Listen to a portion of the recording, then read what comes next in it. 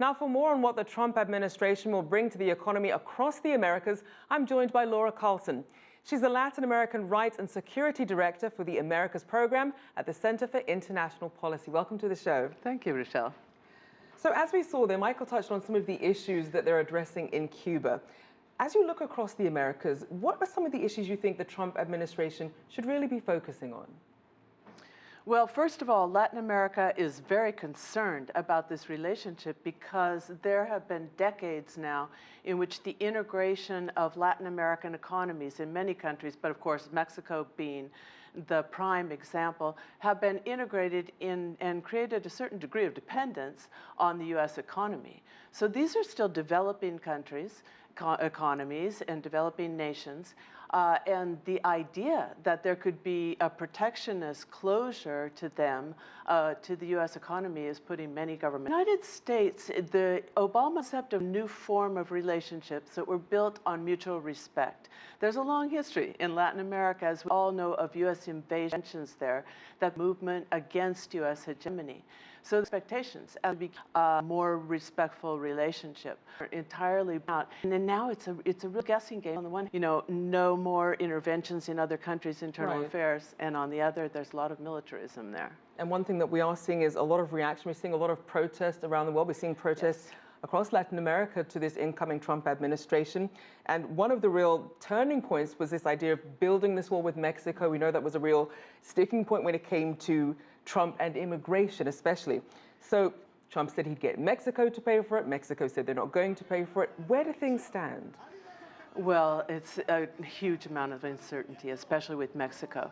And it's interesting to watch the discussion here, because here you have Mexico being the nation that was perhaps most talked about during the campaign. There was a drinking game in Mexico City to take a shot at tequila every time they mentioned Mexico, and people were like, had half a bottle under their belt by the time they got to the middle of the debates. But the point is, now when they talk about foreign policy, you don't hear Mexico that much. It was a domestic issue. Immigration is a domestic wedge issue that he used to mobilize this xenophobic, this racist base. We know the demographics of it basically after looking at the vote, against Mexico, blaming Mexico for lack of jobs, blaming Mexico for economic stagnancy among certain sectors, and building the wall. Mexico's not going to pay.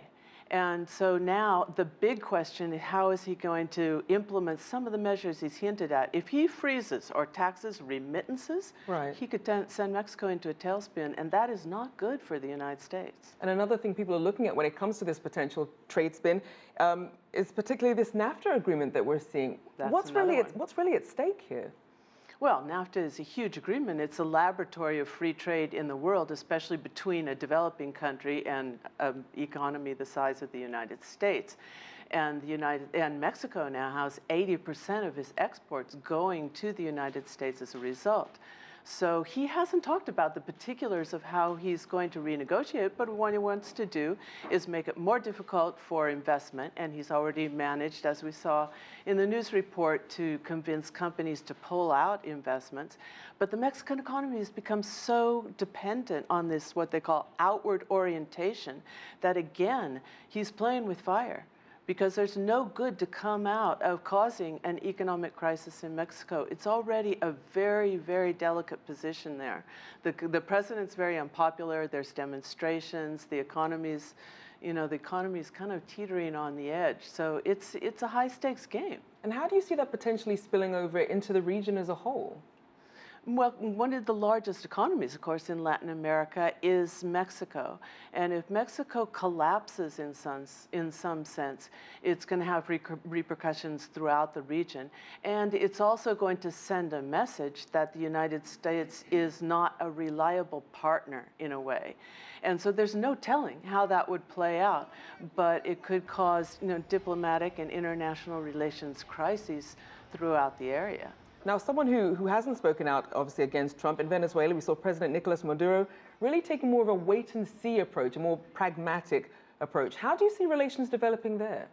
Well, Maduro is in no position to provoke a problem before there is one anyway. He has made some statements against Trump during the campaign because of this rhetoric. that many people criticized during the campaign. But his own government is so weak, his own economy is in such a deep crisis that there's still a strong economic relationship.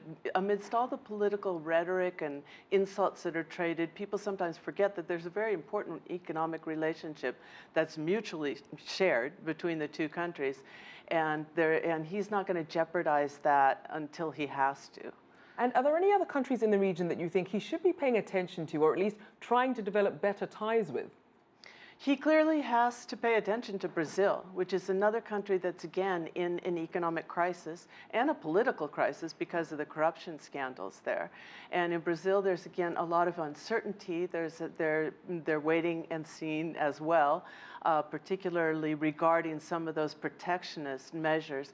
But it'll be very important to do that. Argentina's a big economy. It now has a right-wing government that's closer to the traditional Republican ideas of economy, but it's also in a political crisis as a result because of taking such drastic plans. And then there's Central America, because the stream of immigrants that are coming up from Central America, many of them are technically refugees. The circumstances are so bad. And if the wall is built, then again, you create a pressure cooker situation in Mexico with these streams of immigration having no place to go. A dire situation indeed. Thank you so much for your insights. Laura Carlsen, Latin American Rights and Security Director for the Americas Program at the Center for International Policy.